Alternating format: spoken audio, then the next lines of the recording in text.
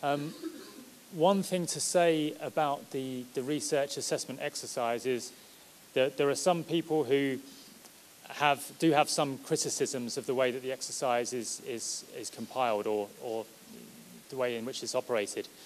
There is no obligation for departments to submit every piece of research that has been published or done within the department. So it has left itself open to accusations of some departments massaging figures. However, that's only of value to the department in perhaps hiding some of the poor research that they've done. There's absolutely no way that you can massage the figures to show that the quality of the research is any better than it is, only on an aggregate level. So I would never advise you to go solely on the basis of the results of the research assessment exercise. It's a good general guide. On a very, very general level, it's often advised that a department within a university who has 50% of its research rated either 3-star or 4-star, you can be pretty sure is a very, very good department. Just to explain, departments are, or individual pieces of research are rated on a scale of 1, 2, 3, and 4 stars. And if you go onto the research assessment exercise website, you can see what percentage of the research from the department falls into each of those categories.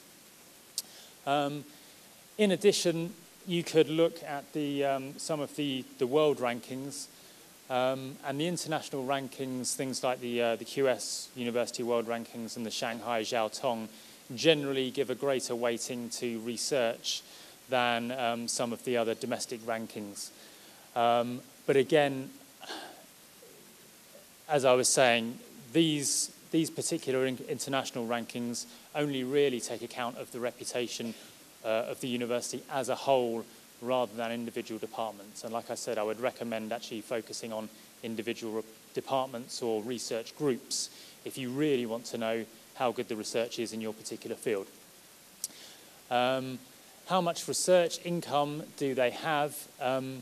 One way of trying to get an idea of how much research income the institution attracts, and there are various ways that UK institutions attract research income. Often it's done on the basis of the results of the research assessment exercise, but they will also attract income from not just UK government or bodies managed by the UK government. They will attract income from the private sector, from the European Union, from independent charities and things like that. One rough guide to how much money they're able to attract is sometimes the number of researchers that they have within the department. Obviously, if an academic or a group of academic are able to attract a large amount of funding for a particular research project, then they are able to offer more studentships or fellowships for researchers to come and work on that project. Also, how widely cited is their research output? This is useful when trying to decide on a particular academic to be your supervisor. It's a good idea to try and do some research on the academic that you wish to be your supervisor and see what their reputation is, see how widely their work is being cited. It can be difficult to actually find out much of this information, as difficult for me as it would be for you. And so, yeah, I can't really give you any very, very specific ways of doing this beyond saying that doing some asking around, doing some searches on the internet to try and find out how well recognised the academic that you're applying to is.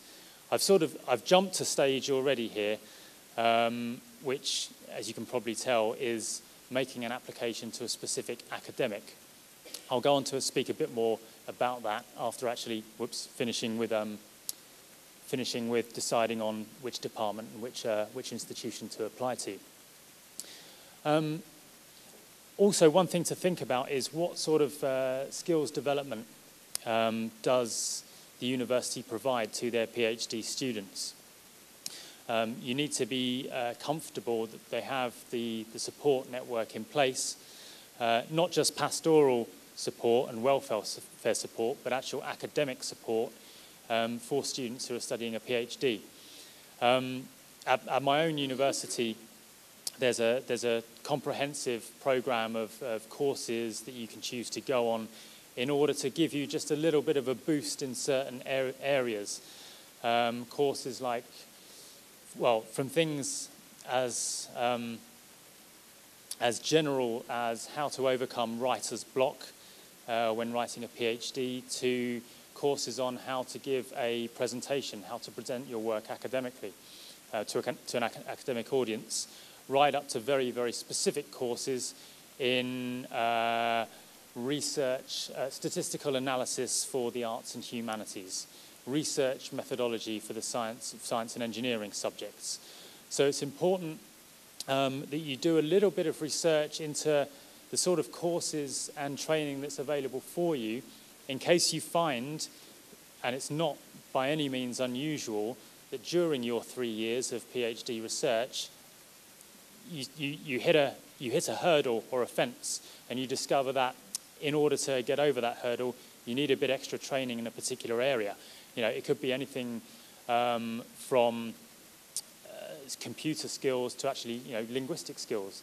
You may find that you need to read some documents in German, for example. You need some sort of German training.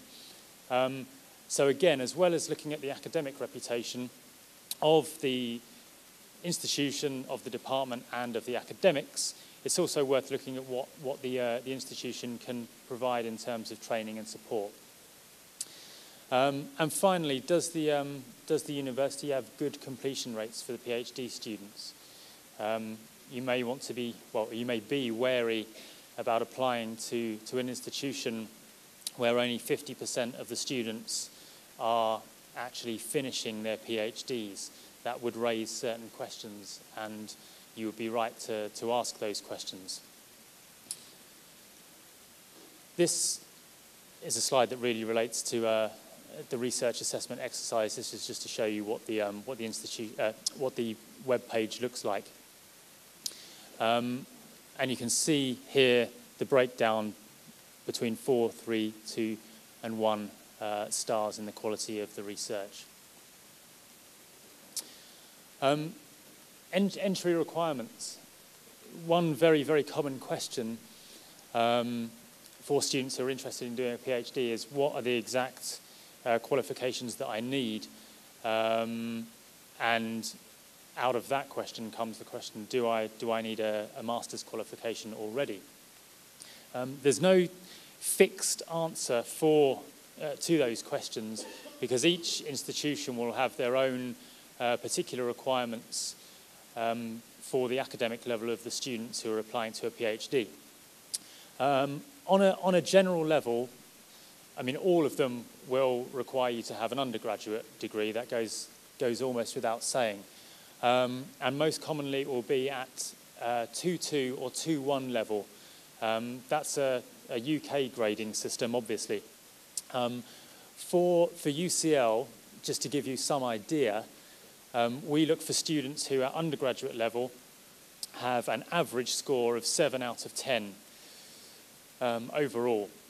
And that's more or less equivalent, in our view, to a 2.1, an upper second class undergraduate score.